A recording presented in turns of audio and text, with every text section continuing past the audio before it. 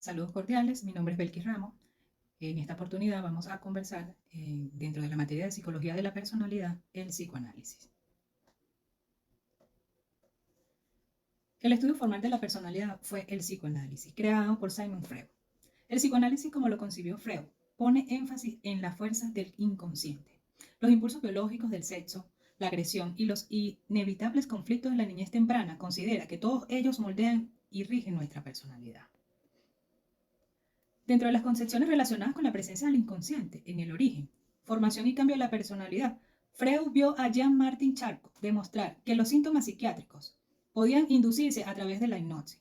Más tarde se impresionó por el descubrimiento de Joseph Breuer, en el que una paciente que trajo a la memoria recuerdos tempranos durante un trance hipnótico se alivió de sus síntomas cuando el trance terminó.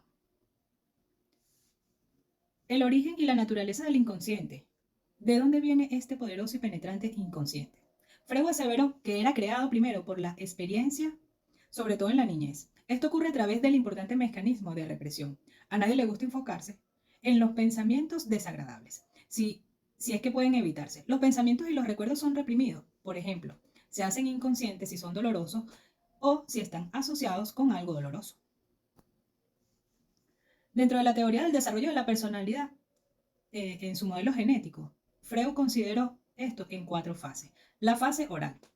En este caso, el lactante, bajo la tiranía del principio del placer, quiere ser alimentado inmediatamente, siempre que tenga hambre. Este es el primer conflicto de la primera etapa psicosexual. Luego tenemos la fase anal. El niño disfruta el controlar los intestinos, reteniendo y expulsando las heces fecales de acuerdo con su voluntad. Pero el conflicto con las fuerzas restrictivas de la sociedad emerge.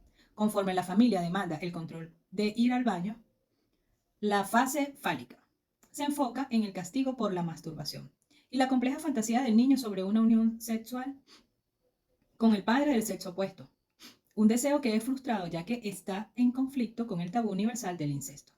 En la pubertad, la etapa genital marca el inicio de las relaciones heterosexuales. Dentro de la concepción de la personalidad, Freud describió 3 estructuras de la personalidad. El ello es primitivo y la fuente de los impulsos biológicos. Es inconsciente. El yo es la parte racional y competente de la personalidad. Es la estructura de la personalidad más consciente, sin embargo, no del todo consciente.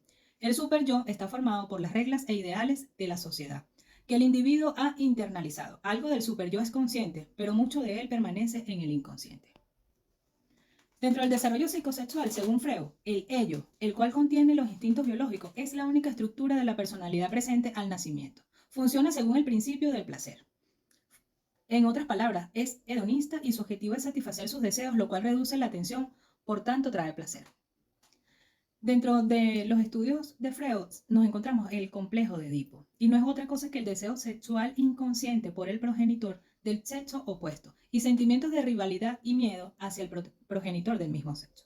Los niños muestran ansiedad ante la castración, las niñas envidia del pene. Los niños, para resolver el complejo de Edipo, se identifican con el padre, adoptando las normas de su super yo y reprimiendo los deseos sexuales por la madre. Las niñas resuelven el complejo con menos éxito, lo cual deja en ellas un super yo mal desarrollado. El carácter de las etapas de Freud dentro del desarrollo psicosexual. Los niños pasan por etapas psicosexuales de desarrollo, definidas por las zonas erógenas. El cuerpo, en la fase oral, se dan 2 formas de conducta, la oral incorporativa y la oral agresiva. En la etapa anal aparece el primer obstáculo, contra la gratificación de un impulso instintivo. La etapa fálica se caracteriza por el complejo de Edipo. Así como un árbol ha crecido torcido en condiciones adversas de viento y terreno, el humano adulto muestra efectos distorsionados permanentes de las luchas en su niñez.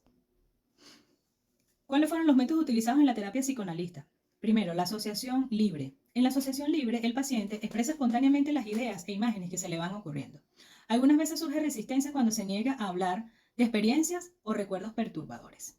La catarsis, que es el método catártico, se constituyó para Freud la técnica original, determinante del nacimiento de la psicoterapia y la psicoanalítica. Por otro lado, el análisis de los sueños tienen un contenido manifiesto, los hechos que se sueñan, y un contenido latente, el significado simbólico de esos hechos. Y la hipnosis, en la hipnosis, un individuo, el sujeto, experimenta un estado altamente sugestionable, llamado trance, en el cual las sugerencias de un hipnotista influyen sobremanera en lo que se experimenta o recuerda.